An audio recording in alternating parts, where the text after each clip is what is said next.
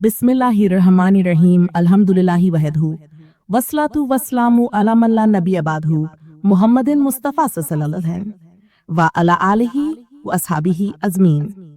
अस्सलामु अलैकुम व रहमतुल्लाहि व बरकातहू। दोस्तों, आज की वीडियो में हम एक निहायत अजीब और सबक आमोद सवाल पर बात करने जा रहे हैं। ऊंट को शैतान से क्यों पैदा किया गया? ये सवाल बज़ाहिर अजीब लगता है, मगर दरअसल इसके पीछे निहायत गहरी हिकमतें और सबक पोशीदा हैं जो हमें दीन इस्लाम ने बताए हैं। आइए इस पूरी कहानी को तफसील से सुनते हैं। अहादीस मुबारका में जिक्र आता है कि जब अल्लाह ताला ने तमाम जानवरों को पैदा फरमाया तो शैतान भी मौजूद था। उस वक्त शैतान ने एक सवाल किया और एक चालाकी दिखाई। रसूलुल्लाह सल्लल्लाहु अलैहि वसल्लम ने फरमाया, ऊंट को शैतान के हिस्से से पैदा किया गया है। सुनन तिर्मिज़ी, सुनन निसाई में इस मफहूम की रिवायतें मौजूद हैं। यहाँ मुराद ये नहीं है कि ऊंट नापाक है या शैतान की मुकम्मल तख्लीक है, बल्कि मतलब ये है कि ऊंट की बाद सिफात ऐसी हैं जो इंसान के लिए इम्तिहान और आजमाइश का सबब बन सकती हैं। ऊंट एक निहायत ताकतवर और सब्र वाला जानवर है। ये रेगिस्तान में दिनों भूखा प्यासा रह सकता है, लेकिन अगर ये बिफर जाए तो सब कुछ तोड़ फोड़ देता है, इंसान के लिए खतरा भी बन सकता है। यही बात हमें याद दिलाती है कि दुनिया की हर चीज में खैर व शर का पहलू है और इंसान को हमेशा मुहतात रहना चाहिए। रसूलुल्लाह सल्लल्लाहु अलैहि वसल्लम ने एक और मौके पर फरमाया, रात के वक्त ऊंटों के करीब न जाओ क्योंकि इनके साथ शयातीन होते हैं।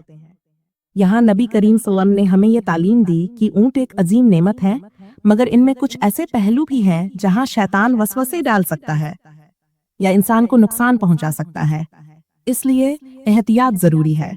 कुरान करीम में अल्लाह ताला फरमाता है, क्या वो ऊंट की तरफ नहीं देखते कि उसे किस तरह पैदा किया गया?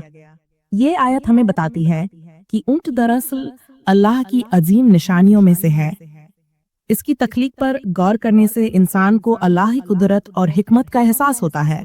यानी एक तरफ हदीस में ऊंट के कुछ पहलुओं को शैतान से मंसूब करके हमें मुहतात रहने की नसीहत की गई, और दूसरी तरफ कुरान ने ऊंट को अल्लाह की निशानी करार दिया।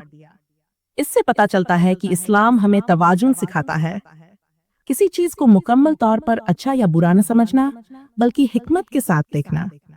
यहाँ असल सबक यह है कि दुनिया की हर नेमत के साथ आजमाइश भी है। ऊंट अगर इंसान के काबू में रहे तो कीमती सवारी है, रिस्क का जरिया है, बोझ उठाने वाला है। लेकिन अगर इंसान गाफिल हो तो यही ऊंट खतरा भी बन सकता है। इसी तरह दुनिया की हर चीज में खैर और शर का पहलू है। शैतान इंसान को बहकाने के लिए इन चीजों को गलत इस्तेमाल करवाता है, लेकिन एक मोमिन इन नेमतों को अल्लाह की अमानत समझकर सही इस्तेमाल करता है।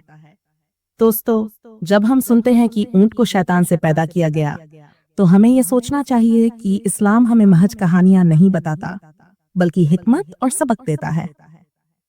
ऊंट अल्लाह की निशानी है, लेकिन इसमें एक इम्तिहान भी छुपा है, और यही इंसान की असल आजमाइश है कि वो अल्लाह की नेमतों को सही रास्ते पर इस्तेमाल करे या शैतान के बहकावे में आकर गलत रास्ता इख्तियार करे।